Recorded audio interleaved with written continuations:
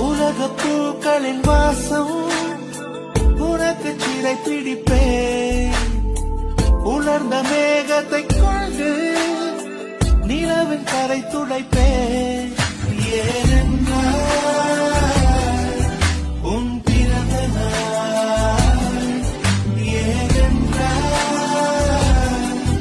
உன் பிறந்த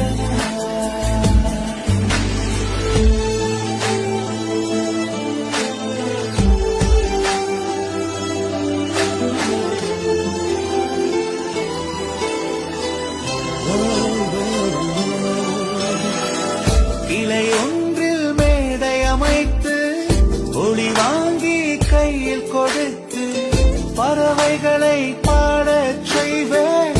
இலை எல்லாம் கைகள் கட்ட அதில் வெல்லும்